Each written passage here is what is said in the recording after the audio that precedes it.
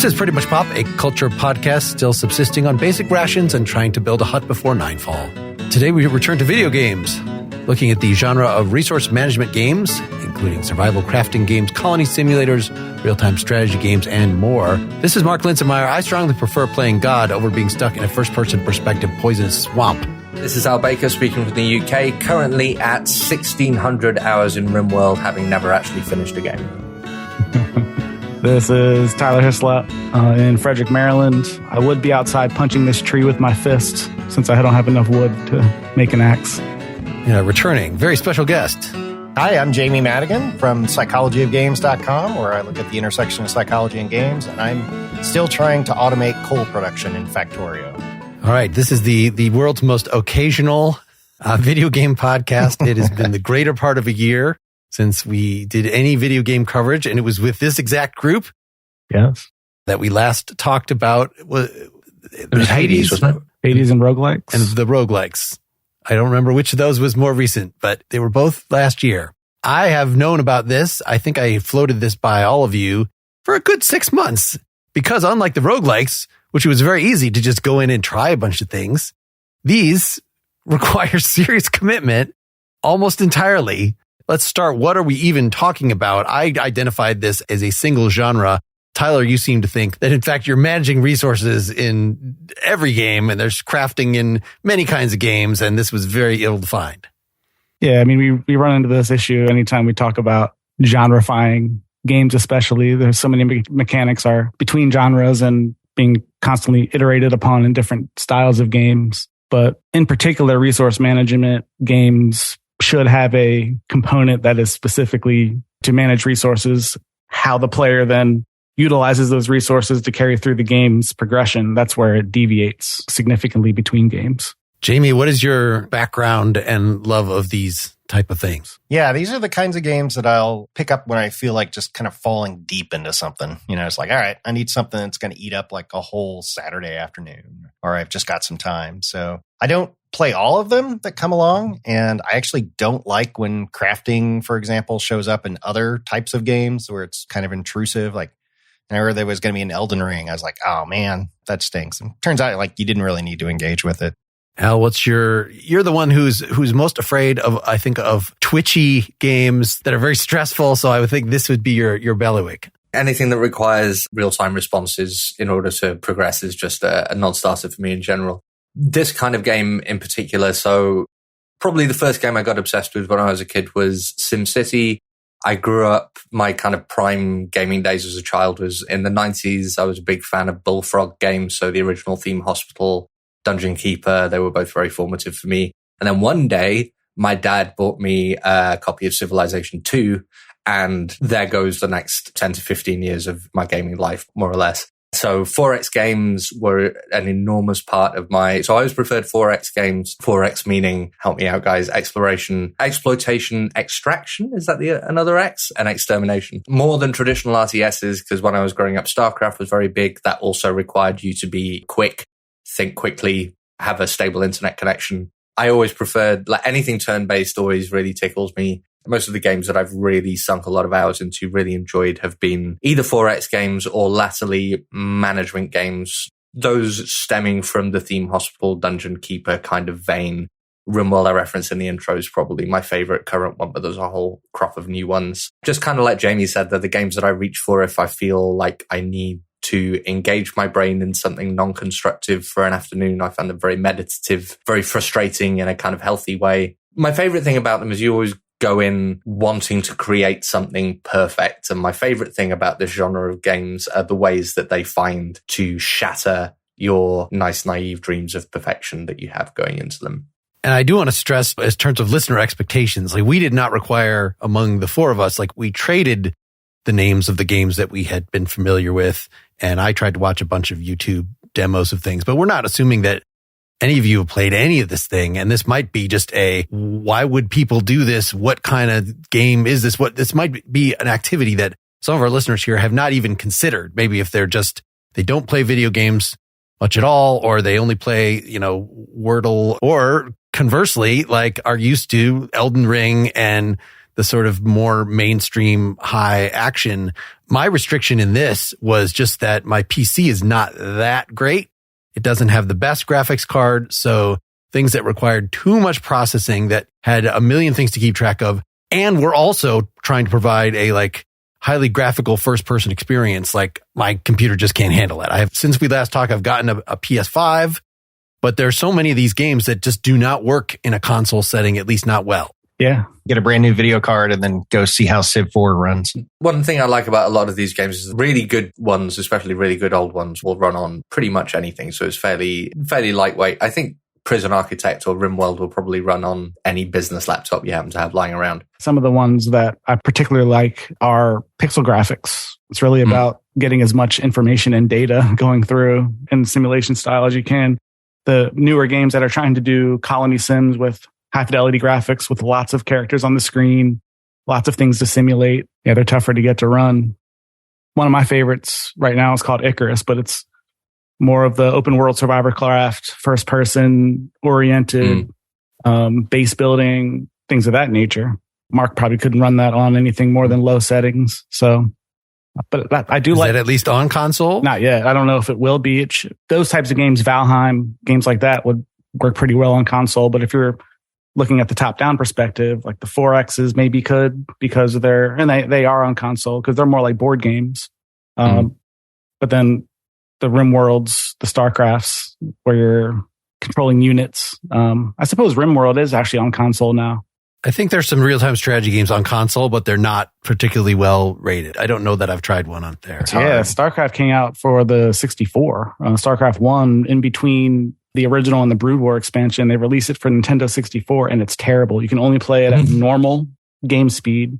It runs at like 5 frames a second. It's insane that you could even play like that. But to iterate on StarCraft and kind of my origins, that's kind of where I started. Growing up playing SimCity, of course, on the NES, SimCity 2000 on the SNES and the PC, and then Warcraft and StarCraft. Those were really my first loves overall. StarCraft being real-time strategy, city builders.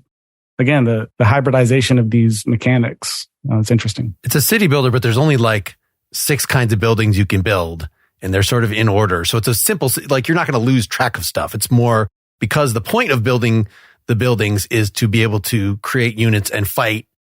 Then there's a limited amount, like, there's some, you can set up sort of tower defense mechanisms and things. But for the most part, it is just how quickly and efficiently can you do things, which is, fundamental resource management. Sure. And the base building aspect of RTS, a lot of RTS, yeah, they're part of the chess match. Where you place those buildings are important in terms of what sort of strategies you want to implement. And, games like Civ have that element as well. But again, they're slightly different. It's just the way that the resources then are arrayed across the various domains, and then the player either uses them. What's interesting about city builders, especially newer ones like City Skylines, you're placing neighborhoods and stuff. And then like Al was talking about, the level of complexity chaos seems to encroach upon you as you get more and more expansive, and you end up with traffic issues and all kinds of stuff that you want to try to plan for at the outset. You find yourself battling with, 10 hours in. Yeah, it is interesting how City Skylines manages to just become a traffic management game invariably after the first couple of hours, which, having no education in the subject, I imagine is kind of like what town planning becomes after you've had any city up for more than 20 years. Jamie, did you start early with this, with SimCity and stuff like that? Or yeah, I played some of the early SimCity games, and that's probably one of the through lines for me throughout this is the city building. And I've always enjoyed the base building games more than other types of resource management or survival games with resource management elements. So I just like making this little garden of a thing grow and trying to figure out how to make that happen instead of just necessarily plopping down like, I want this building here and this building here. That's a lot of fun. And there don't seem to be as many of those types of games around as there used to be. Seems like people are experimenting with different stuff. And I actually played one game recently that bridges this episode and the last one that we did on roguelikes, because it is a roguelike base building game called Against the Storm. It's run based, so you try to build up your little bases and go through, unlock different parts of this overworld map. But there's a big RNG element to it because you may only get what buildings you have access to is randomly determined. And you can sort of upgrade and you get to choose from 4 instead of 3 but it really is random. So you can't decide like, oh, I'm going to pursue this type of base, or I'm going to pursue this path to victory where I'm going to build like a tavern and then a brewery and then da-da-da, because you never get the brewery option. So it's all about kind of trying to react to what you're given and then squeeze out the victory conditions from that. And I actually don't like that. I don't like not being able to pursue the path or the strategy that I want just because I'm lucky enough to get the pieces that I want. I'd rather know what they are and then be able to build towards those and try out different combinations of things. So game's in early access and it looks and sounds great and it plays really well. I'm just sort of not a fan of that fundamental design decision. How do you feel about RimWorld then, Jamie? Have you played that? Because that's probably my favorite, but a big element of that is that your plan doesn't survive first contact with the RNG. Do you have the same feelings there? Yeah, I played RimWorld. I didn't get really far into it.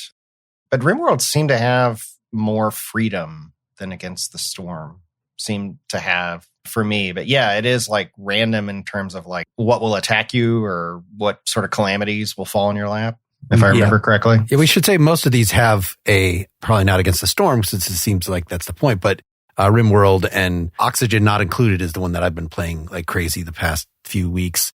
You can do strictly a sandbox mode. I guess it's the same with Minecraft. Minecraft is the one that it's obviously the most popular thing related to this.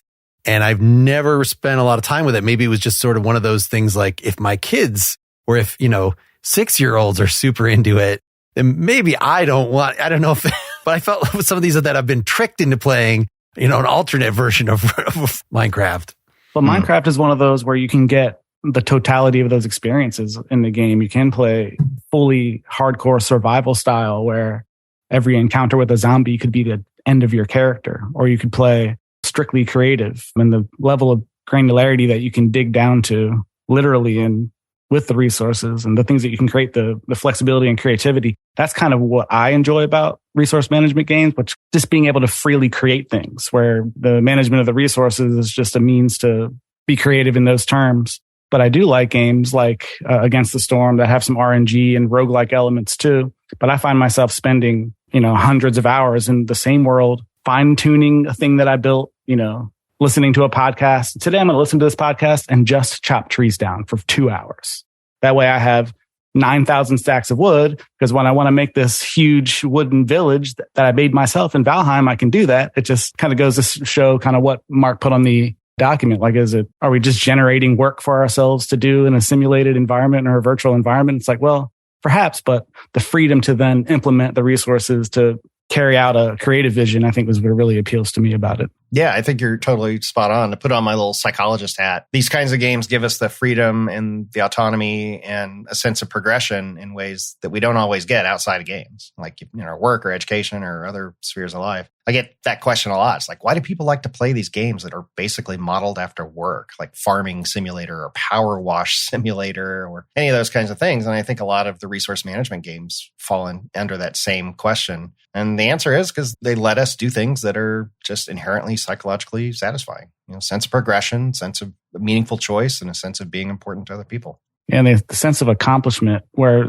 some games will lead you all games kind of try to lead you in a linear-like path toward a goal or a kind of desired outcome, or at least a preferred outcome from the developers. But the freedom to say, I'm going to build a castle and then build it and then be done. And then you have this kind of thing that you can point to that you did, as opposed to having just an achievement card that you completed this game and this was the score that you got. It's psychologically, obviously, there's a connection there too. Something I think is interesting about management games, base building games, maybe less true of the kind of survival Minecraft-y kind of things, is that the progression seems to work differently. So it's not just that it's non-linear, but your progression is rarely about like getting from this place to that place, or even building a structure or building a series of structures. It's about building systems. It's about building systems that work well together once you've constructed them all.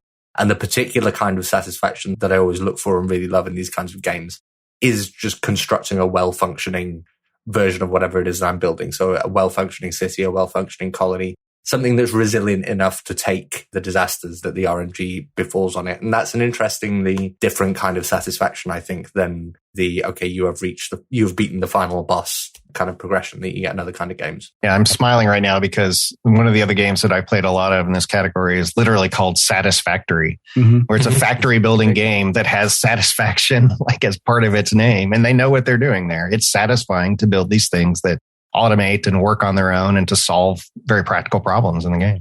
I was surprised. I played that for a few hours and I was surprised how deep and how complex that gets really quickly. I'm finding a lot of survival games, especially now, are starting to implement these logic gate systems and electrical systems that you can use to simulate and automate. And like Al was saying, that's interesting, being able to put something together and let the simulation run and step back and see where the problems. Wrong.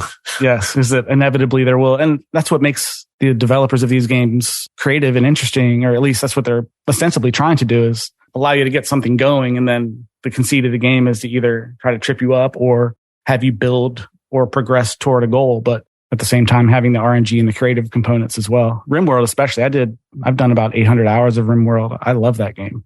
But it's not Minecraft, which is interesting. They do scratch similar itches though, the base building aspect, block by block. Yeah, I think it's just real satisfying to puzzle out how those systems work together and to be surprised by, oh, this is more efficient when I put this next to that, or these two things can synchronize, or this is a trade-off I have to make. It's a lot about problem solving, and solving a problem and having that aha kind of moment is very satisfying. And I wonder how much, if you're playing a puzzle game and you just look at a walkthrough on the web, like that would seem pretty cheesy. But with these kind of things, it seems necessary, like for a lot of these to have the wiki next to you, or look at playthroughs by experience, or just so with Oxygen not included, people do these videos that they turn on like debug mode. So you're not even seeing how you would do it. They're just teaching you principles of like, here are 6 kinds of gases that I've put here. And you can see this one has this conductivity of heat and, all the different properties of them, such that after a certain point, like I can't do these things unless I cheat, unless I look and see how somebody else has done it. But if somebody gives me too elaborate and exacting a blueprint, then like, I don't want to do that, because I want to actually have this experience of figuring it out. Like I want somebody to explain to me the basic principles, because there's certain things like if I don't know that every time I split a gas vent, 50% of the stuff goes in one side and 50% goes in the other, which means that if I just run the same gas vent through, 6 different vents in a row, then half of it is coming out the first, but only a quarter is coming out the second, these basic mathematical things that like, wow, the game would not tell me that. But yet everything that I build would break if I didn't know some of these principles. So I don't know. There seems something chintzy about designing something, maybe, in the encyclopedia in the game. Like there is a way to just figure all this stuff out with no help, but I'm just not patient enough to do that. Well, somebody had to create those the first of those tutorials, or the first of those YouTube videos. RimWorld is one of those that it took me a good year before I really even understood what I was doing. It's not the easiest thing to intuit the programming, the code behind the buttons that you're pressing. And it depends on what the developer's intent is, but resource management implies having constraints introduced to you that aren't level based. They aren't trajectory based. So they're not necessarily like walls that you can't traverse, but you run into a wall when you run out of a certain resource, and then it prevents you from progressing the skill tree or the tech tree or whatever tree. It seems like that's one of the lasting marks that Minecraft has left on gaming, in that we now seem incredibly comfortable with the idea that we're going to have a wiki up for anything, or you shouldn't necessarily expect a game to hold your hand through what it's possible to do. It's also something, and I don't know how I feel about this, but it also feels like Let's Play videos have become a really integral part about how a game's audience begins understanding not just how a game works, but what kinds of fun are available to have with a game. So RimWorld is another really good example of this, because you can play it just like straight by the numbers, try and achieve the objective that the game sets for you, which is to get off a planet that you've crash landed on. But watching Let's Play videos with really talented content creators who are very adept at making their own fun and finding like interesting little stories to tell and interesting ways to be delighted or frustrated by the little kind of quirks of the game mechanics. I find a really useful way of treading the line between what Mark was, I think, rightly complaining about, which is people just saying, no, this is how you create a game-breaking base that'll win every time, and just being kind of lost in a directionless set of systems where you're not quite sure where the fun is supposed to be located. So like The Sims, which I've never played, is that one of these things, or is that an edge case? In terms of accruing money and that being your primary resource, of course, there are all the different basic survival needs. I feel like The Sims is more straightforwardly a simulator. So there's one of the things that Tyler's original point brings us back to, I think, which is that most games involve managing resources of one kind or another, especially if you include things like hit points. Maybe what we should be focusing on, or what we're talking about when we're talking about management games, are games where part of the central mechanic that you're playing with revolves around the scarcity of resources and trying to do something, trying to acquire and do something with them. And in that sense, I think The Sims qualifies more as a straight up simulation game, something like Truck Simulator, although, obviously very different and probably a lot better. But where, again, with Truck Simulator, you have money, but the point of the game isn't to accumulate money. The point is to enjoy driving trucks around. And it seems like the point of The Sims is to either stage a soap opera or torture people. Yeah, I was thinking of one of these types of is just God games. And I remember there's like Pocket God that I played on my phone at some point, which there's no building that I recall. It's just that it's a matter of literal worker placement or, or what you're doing. Even Lemmings. Like a straightforward arcade game, but it involves little guys that you're trying to make sure they use your puzzle to get them through. So there's some element, but it completely lacks the building part of this, which I think is essential, that you should be able to make a building. But like so I've never played World of Warcraft. I know there's a lot of stuff you could do that. Is that almost all? I know most of that's just RPG, first person, even or multiplayer stuff running around. But you can also, I know, just like open a shop. Like, can you build buildings? Like, is it? There are some that are trying to do that, but typically in MMOs like that, it's such a task for the developer to give players those tools, knowing that there are 100,000 of players running around on the same server. That's probably a hardware or at least a technological issue that a lot of developers are trying to solve, but and a real estate issue too. Like there's only so many good building places, and yeah. So the thing about God games is you may not have resources like wood or money, but the little pawns that are doing your labor, they're your resource that you're managing to yield returns, whatever capacity, and that's interesting. Yeah, you take an action in a game and has some sort of cost or trade-off. You make that trade-off, and then it either allows you to continue going down that path, or you have to divert because the trade-off left you at a deficit of some degree. And that seems to be common across a lot of games, but specifically in resource management, making that the primary problem that you have to constantly solve for the system to stay running either efficiently or for you to head toward whatever goal you're trying to head toward.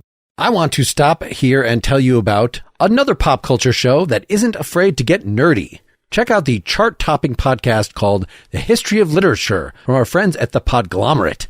Each week on The History of Literature, host Jack Wilson and his guests dive deep into the history of literature, covering everything and everyone from A to Z, and by that I mean Atwood to Zhivago, of course. So, for instance, if you're into mysteries, as we've been talking about here, of course, they have an episode on Agatha Christie. If you are a fan of philosophy, as many of our listeners here are, you can look at their episodes on Schopenhauer and Nietzsche, philosophical writers like Melville and Kafka, and Sun Tzu's The Art of War. Needless to say, The History of Literature is a great podcast companion to pretty much pop. Follow The History of Literature on Apple Podcasts, Spotify, or wherever you're listening to this show. I also want to tell you about The Psychology Podcast with Scott Barry Kaufman, who's a cognitive scientist who writes and researches on intelligence, creativity, and human potential. The Psychology Podcast will give you a greater understanding of yourself, others, and the world we live in. In each episode, Scott explores the depths of human potential by talking to inspiring scientists, thinkers, and other self-actualized individuals. For example, Scott has interviewed renowned psychotherapist and author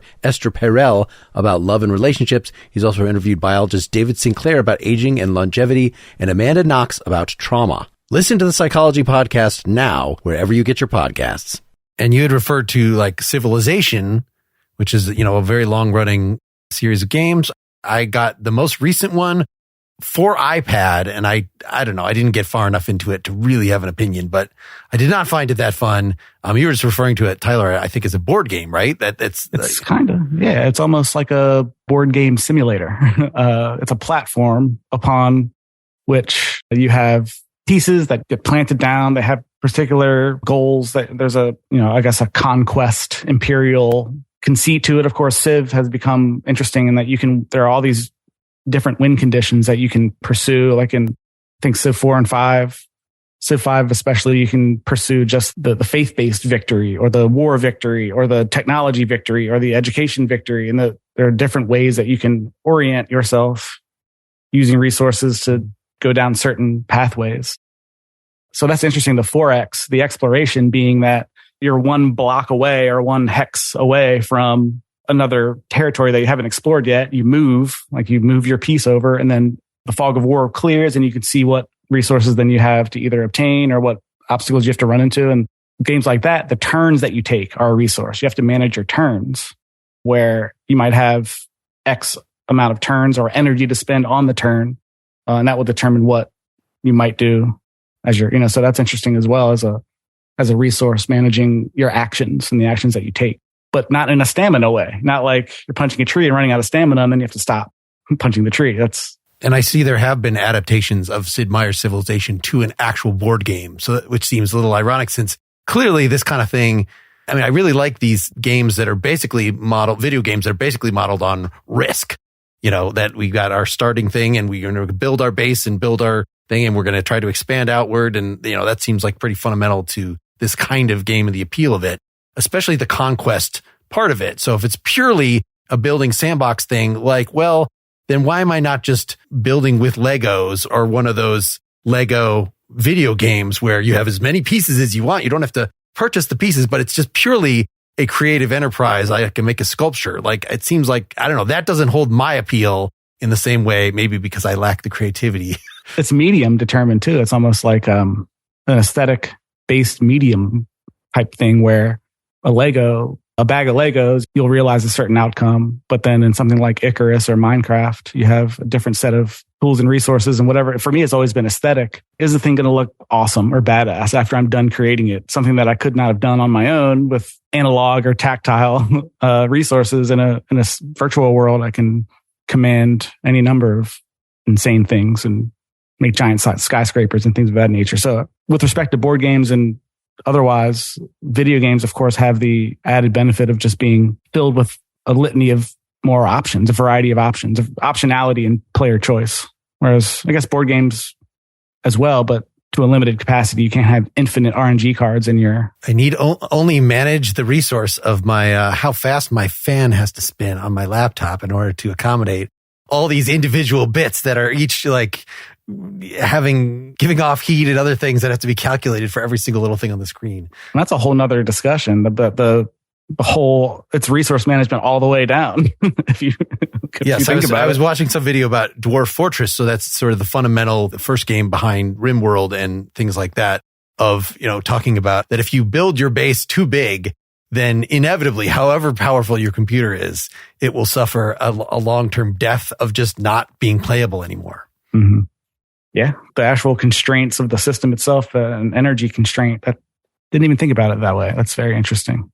Like Bitcoin is now energy. It's now money. It's not like the way that we're exchanging energy for resource to then have some sort of currency, to have some sort of trade-off, to then move forward. It's like, it's what appeal to resource management games for me. It is almost another version of simulating the universe or a universe with its own energy and resource constraints. Well, I don't want to get too meta about this of like how many of my personal hours of my life are getting put into this game versus within the game world. I don't know, Jamie, Al, any thoughts about sort of the board game aspect of these things?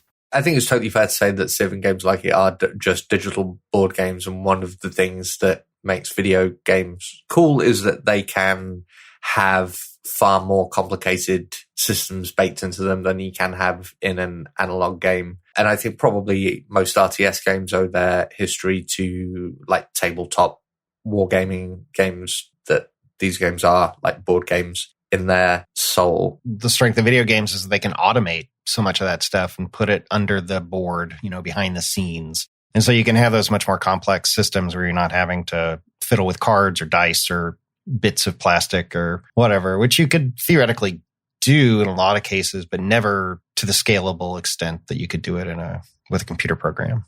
Even just the round has ended in the board game, and now you need to put all the cards that weren't picked last time, they have to have an extra gold put on them or whatever the thing is. It's hard enough to remember that. Like, if you had to do some math, then no one would play that for sure.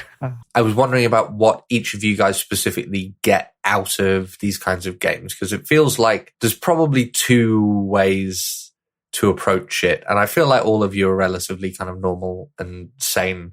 But I know there's a huge contingent of players of these games who mainly play them to revel in chaos and destruction. So when you guys play these kinds of games, do you like to build something beautiful, or do you like to watch something beautiful burn? I like to build something practical and horribly ugly at first as I'm like learning the system. So, you got your spaghetti cities where things are just kind of going all over the place and bulldozing the natural environment to make way for what I need and so forth. And then if I'm really into the game, I'll eventually go back for a new, a restart or redo what I've got and try to make it elegant and efficient and systematic and beautiful. The ones I've played most, so I played a lot of Don't Starve before this. So there's a very survival oriented. So there's not even a question of really building that extensively. Like you build just enough so you can do the next thing. Or Subnautica is another one that I was playing, which you have to build enough of your base so that you can just put enough storage chests in it. So you can put all the stuff in there that you need to. Then you build your giant sub and you build a bunch of storage on top of that. And you use that so you can actually get all the crap that you need to build auxiliary bases and drag it somewhere. There's not even a question. I can't think of a game like this that I've actually played where there's been a big enough thing that then it can be destroyed in an entertaining way. Like that's more, the Starcraft, like I want to burn other people's bases, but not, what are you thinking of, Al, in particular with that? I was just remembering the first time I played Subnautica and I built my first giant submarine and I got it stuck in a cabin system somewhere. So I just had to leave it like a mattress in a landfill. Oh, man. It kind of does split depending on the style. If it's a top-down, godlike city builder style thing, oftentimes I get too big for my britches immediately. I'm like, I'm going to build a sprawling metropolis that's woven together with perfectly placed parks and great whatever. And then as soon as I begin, that plan ends usually. And then on the flip side, if I'm playing something like Minecraft or Icarus, like I'm going to go mine all this iron and all this whatever to build something bombastic and insane and not necessarily watch it burn down. What's cool about Icarus and City Skylines is you can trigger disaster kind of at will. You can just send the tornado clusters into your metropolis if you want to. It has almost like a mandala. You can wipe it away if you want. I know that was right back to SimCity. What seemed fun about that, if it was just a balance your economy and how many things, like it wouldn't have been that interesting. But the fact that you can then turn on Godzilla comes in and stamps on the city, like, yes, that is definitely, I want tornadoes going through my city. But I never spent more than 2 hours on that game at a time, probably. I don't remember at this point. It was so long ago. But the oxygen not included bases that I've now put in so much time on some of these things that, like, no, I don't want something to lava to come in and wipe the whole thing out, which I know is supposed to be the fun of something like Dwarven Fortress, that like it's so hard that you are putting a lot of time into it. And it is like RimWorld, but more opaque in terms of figuring out what to do and what the controls are. But the fact that there are so many ways that things can go wrong. And it's not merely that like, well, you just haven't designed your plumbing very well. And so eventually the toilets are going to stop working and you're going to have to like, oh, again, the toilets are not working. What am I supposed, to me, that's where oxygen not included got not so fun. Like the fourth time that I had to go and troubleshoot the same goddamn system. It's not like building a castle and then you built a castle. It's like dealing with the fact that, there's erosion of the natural habitat and the cold environment is now getting all melted or whatever that then just makes you start over, I guess. Yeah, I'm the same way. I'll turn off options like that, like natural disasters or enemy aggression and stuff like that, just because I want to build my thing, or I just want to unless it's like the point of the game, like Don't Starve, or even like Valheim, the combat's good enough that you want to occasionally defend your base from rampaging trolls or something. But especially in other types of base building games, I'm like, no, I like my base. I built my base. Don't like send a tornado through there. What do you think? What are you doing? For me, it's the comfort that I feel when I return back to my base. It's like there's a sense of returning home that I constantly. And then when I start a new world and I build a new home and then I return to that home, it's almost this insane loop of satisfaction of this is something that I built. It's sustaining me and I can go back there and then I can do a new one and I can start it fresh and I can do it again. It's like this infinite loop of, it's probably a sickness that I need to resolve other than a. Yeah, I was feeling that in Don't Starve, even though you can't even build a freaking shelter in that game. Like you can build a wall, but if you make your wall too big, then like enemies will spawn within your wall because as long as they're off the screen that you can see, everything is so terrifying in the general world that like, oh, I'm back in my base and can sit by my fire a little bit. Like that's what makes Icarus really great. There are predators, but there are storms that's kind of the main mechanic. The storms get so bad that if you get caught 10 minutes outside of your base and you don't have the abilities and the resources, then the storm will kill you. So rushing back, being chased by wolves, getting in, slamming the door behind you just in time for then it to be struck by lightning and have it burned down. I do enjoy that as well. So the survival aspect of it, not just being, hey, I built something cool, but having to do the kind of strategic work to gather the resources, skill yourself up, become good enough to then clear the cave out to get the new ore or iron and then advance like that. I enjoy that as well. But was Icarus the one that you mentioned during the roguelike as well? There was one that was like one of these things, but also roguelike, not the one that the new one Jamie just brought up, but that every run you have to rebuild all this crap from scratch, and which seems like a lot of work that you don't get the satisfaction of. I've got the nice castle I can return to because it's going to be ground down every half hour play or what, however this works. So with that game in particular, you can kind of do whatever you prefer. Certain missions have time limits. So you have X amount of time to go in. You start with nothing, although your character progression stays the same. So what the tech that you've learned and the crafting recipes that you've obtained, they carry. You might have 5 real life hours to go to this point, extract some resources, and then get the hell off the planet. Or you can do an open world persistent thing and just be in the world forever. So, but that's what's cool about that game. You do have those 2 different ways to play. It's a creative mode, survival mode. I know somebody on our list was wondering about multiplayer, that everything we've been talking about here, it sounds like it's playing by yourself in a sandbox. And so, at least I've seen when my kids would do Minecraft, they would absolutely for sure get on Discord or whatever speech thing so you could play in a sandbox with other people. And maybe you're still mostly doing your own thing, but at least you can talk stuff through. It seems fundamentally different to me than like we're going to do a real-time shooter, a first-person shooter collaboratively, or a Diablo kind of, we're going to run around and kill bad guys collaboratively. That kind of thing I understand. I've never really done one of these things. I haven't played Don't Starve Together or these collaborative Minecraft servers or any of this stuff. Is this complete it, or is this in some way just like antithetical, kind of just like as if you were in the room talking to somebody over their shoulder to tell them? For me, it makes it inherently better to have someone to do it with. Yeah, I put that note on there because I actually don't like it as much. So I have like a Tuesday night group of guys that I play games with. We get together every Tuesday night and play. And we've played a few of these games. We played Valheim, Satisfactory, and RimWorld multiplayer. And generally what we'll do is we'll have like a persistent server for the game. So it's like running as long as maybe it's like one person is connected to it, the game will run. And we'll get in there together and we'll have a good time. We're building our base and so forth. But then inevitably what happens is that somebody with more time than everybody else is into it enough that they get in there and they start doing a bunch of stuff on their own. And then I log in like next Tuesday and I'm like, what happened? Like, this is totally different. Somebody tore down all my stuff. They built out this whole base and now we're 3 levels higher up on the tech tree than we were before. And suddenly it doesn't feel like I'm participating because I'm so far behind the curve and I don't even know what these new structures do or any of this sort of stuff. And everything is so different and I have to learn where everything is every time I log on. So I think like if you could keep it to we only play together and we only do stuff together, that's great. But my experience has been that people don't have that level of restraint, especially if they're having a good time. So they'll get in there and do stuff. But I did used to have like a shared Minecraft world with my kids. And it was a lot of fun because we'd like leave notes for each other and we'd work collaboratively on something like, we're going to build a bridge across this chasm. And I'd go and work on it for a while. And, my daughter would come and work on it for a while. And it was neat in that way. But that is much more of like a sandbox kind of thing as opposed to having specific goals of like, develop this thing, build this thing, progress to this era, and so forth, where you're getting left behind. That is a distinction that's worth noting. The goal-oriented or just straight sandbox.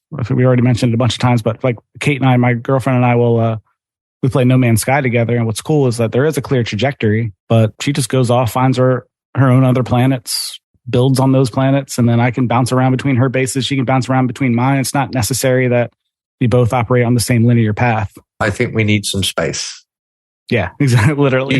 You go find another planet to mess around. You need some more. A few parsecs worth. Need some more tritium for your pulse drive to get the hell off my planet. Here, let me go mine that for you. Should we go around and sort of do another recommendation or set of recommendations, or are there any like fundamental like aspects of this that we haven't really hit yet that you want to talk about? Obviously, there's so many games that we could just describe to each other. One other kind of aspect of these types of games that we hinted at a little bit earlier, but might be worth going around the horn on, is these tend to be very big chunks of time games for me. Like I can go on and I can play a round of Overwatch in 15 minutes, or do like just 30 minutes of this game. But for these types of survival, base building, resource management games, like I'm looking at hours usually that I'll want to spend at a stretch, just because it doesn't feel good to like quit in the middle of something that I'm doing, and they're just time consuming naturally. So that's a trade-off, but it actually can work out in my favor because like last weekend I was like sick. I was running like a slight fever and had like a chest thing, and it was kind of in one of those states where like you didn't have the mental resources to do anything too demanding. So I was like, okay, I'm going to play one of these like base building games. So I bought Factorio, and I was like, I just want to fall into this until it's time for the next sleep, because only like the passage of time is going to make me feel better. And it worked. I was like, holy crap, 6 hours just went by. Now it's time to go to bed. Maybe I'll feel better when I wake up. So make it work for you, I guess, is my point. I feel like I play most games more intensely. That was what was nice about the short roguelikes that we did, is that those were actually some games that I didn't have to. I could get a flavor of and just get in there a little bit. But like just getting this time into, I put a few hours into RimWorld, but like I'd been playing a lot of Oxygen Not Included, and it's like, I got to learn different stuff. Or I played the demo for Factorio, one of the few ones that you can actually just try out and not have to pay the $30. These are often pretty expensive games because a lot of development time has gone into them. And I really was like, I don't want to learn this separate tree of crafting for Factorio. I've already been doing that for another game. So that's, it's just a different version of I've been playing a lot of this RPG or whatever, and I don't want to like learn slightly different controls. Like I would like everybody to just decide the lower of the 4 buttons on the PS is for crouch and the top one is for jump, and don't switch those around, because it's going to be completely unnatural then when I play the next game. And so I, feel the same way but it's with knowledge that I've already learned all this useless trivia for one game of the crafting recipes, and what I have to learn for another game. Like, so I feel like maybe be really careful on which one of these you pick, because it's going to be a relationship.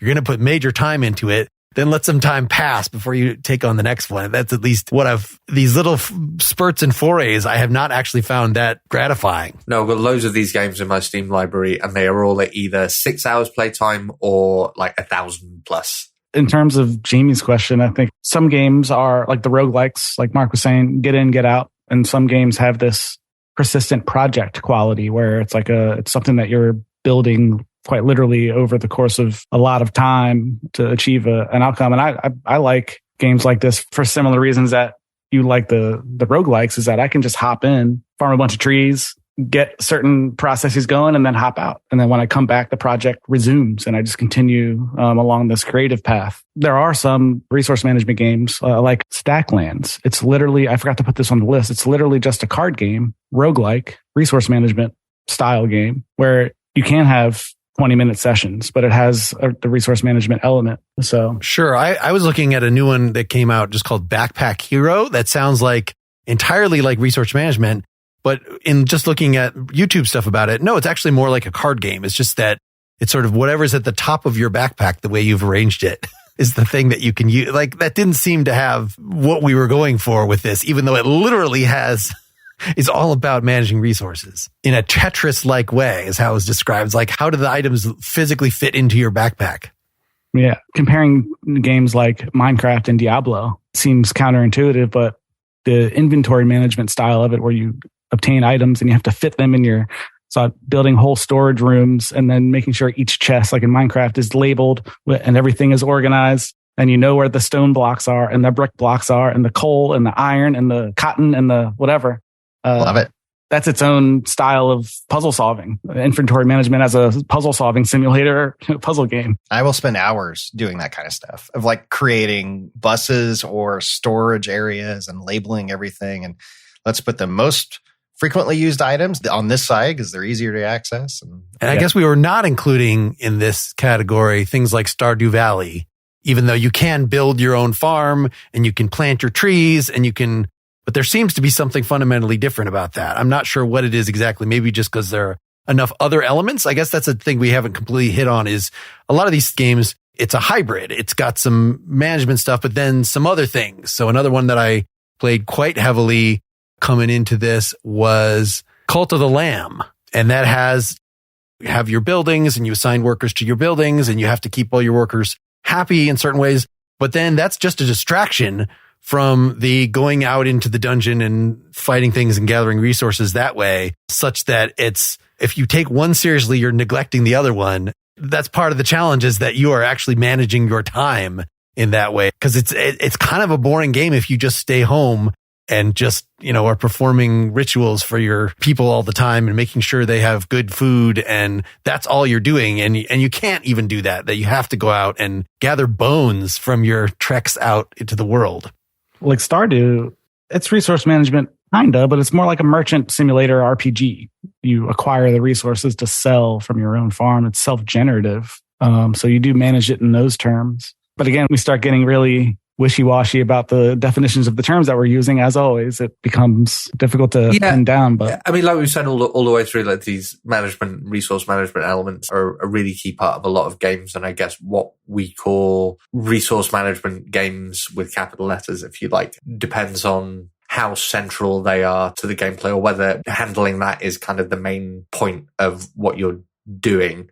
And that's like draped in a city builder skin or a colony manager skin or a prison building skin or whatever else it may be. Like Stardew Valley, I love, and it satisfies a lot of the same itches as all of these other games because it's about creating something that functions perfectly. But there's so much more going on in that game. It is more about for me, the satisfaction of Stardew Valley was more in the simulation vein. It was about trying to create, which I think the designer was very explicitly going for, trying to create a kind of rural idyll that none of us get to experience anymore. If the win condition or the lose condition are contingent upon your success or non-success of managing the resource or the set of resources, then you could narrow it down that way. But if you mismanage your resources, you lose. That kind of thing. The scarcity, likewise. So even Dead Space, a shooter, but there's so few goddamn bullets in that game that that's the resource that you're managing. And it actually is a significant thing. And I found that sort of made that, in my playthrough, made that unique among first-person shooter type things, whereas other people that would just completely annoy. And I think in Stardew Valley, if money was really scarce, if it was really hard to make money and build anything, then it would completely fall into these sort of survival crafting things that we're talking about. It's just that it's pretty easy to get a farm going and then you just concentrate on your interactions with the people around town and giving them gifts and all this stuff that's not relevant to that. Let's do a sort of last go round. We can still, maybe in the after talk, anybody that wants to sit around, get a little more detail into some of our Subnautica stories or whatever we want to do there. But is there a recommendation or, some game that you had hoped we would talk about that you want to describe for us briefly? We haven't mentioned a couple of, I think, are probably the kings of the genre right now, both from Paradox Interactive, who are probably the overlords of overcomplicated dad games, is basically my name for this whole genre. I think that I'm not a dad myself, but I never feel more like a dad than when I'm playing, say, Crusader Kings or Stellaris, both of which I think deserve huge props for being fantastically complicated, engrossing, replayable story generators. I mean, this is another thing, something that I don't think we touched on enough, is one of the beautiful things about this kind of game, where what the developers give you are a few kind of vague goals and a huge amount of complicated systems. They seem to be incredibly good at developing stories for the player, unique stories every time you engage with them. RimWorld is explicitly a story generator, but I think Crusader Kings and Stellaris both do a similar kind of thing really well. Yeah, the grand strategy genre, interestingly, obviously applies. And I love that idea as the paradox games as being story generators, because you basically create alternative histories, which is cool. You can say, I mean, what would it be like if the Norman invasion were unsuccessful or something, or more success, or, you know, or something else happened that threw a wrench in the timeline and the story kind of plays itself out. But like any of these games, whether it be the first person perspective, like in Icarus, I know I keep coming back to that. It's just, I love it so much. The story is, I landed on the planet. It was immediately thunderstorming. I had to run. I had to build a base. I got attacked by a bear. I died. I respawned. I went, got my stuff. The bear killed me again. I went and got my stuff. Finally got a spear, killed the bear. And that kind of thing plays itself out uniquely each time you step into the world. Genres are dead. It's all about mechanics from my perspective. And you see these mechanics show up in all different kinds of games. And it seems to make less and less sense to talk about genres as time goes by. Those things just kind of borrow from each other and blend. Right. I think we could have a whole future discussion of real-time strategy games that we, didn't touch on, the various Starcraft, Descendants, Age of Empires kind of stuff. I haven't played a lot of those recently, though I did pick up the first one when we started thinking about this was Northgard that Al mentioned. And I don't know if it's a particularly famous game, but I felt like it was very nicely designed in terms of one of these simple get going and I gotta build my lumber yard as fast as possible and I gotta build my, scout surrounding areas and expand my, like I was describing Risk, except electronic and interactive. And so that is definitely a recommendation. I have an idealized picture of an early game that I played on, if it was pre-Windows or whatever, but of Dungeon Keeper, that there's something wonderful about that. I know there's been some Dungeons 3 or so, there've been some modern attempts at that, but I haven't. You'll never recapture the magic. Yes. Just to describe, if people haven't, but it's like the heroes are going to invade your dungeon. And so you need to just create different rooms with different monsters in them. And you need to feed the monsters chickens and set up traps and things, and then just, so it's sort of a tower defense thing ultimately, because there are those Evil Genius games too that were along those lines. There's one that came out fairly recently within the last few years, but I never heard anything about it after it came out. All right. I will link, I don't know, Tyler, if I will dump your entire list from, I just watched about 15 demos in a row based on things you'd recommended, and we brought up none of them. Many of them looked very similar, like RimWorld, in medieval times, or RimWorld in this other time. But yeah, very fun. Thanks for listening. Thanks to the three of you for coming back. Thanks, guys. Thanks a lot, guys. Get more Pretty Much Pop at prettymuchpop.com. Get bonus content for every episode at patreon.com/prettymuchpop. Pretty Much Pop is part of the Partially Examined Life podcast network, and it's also presented by openculture.com.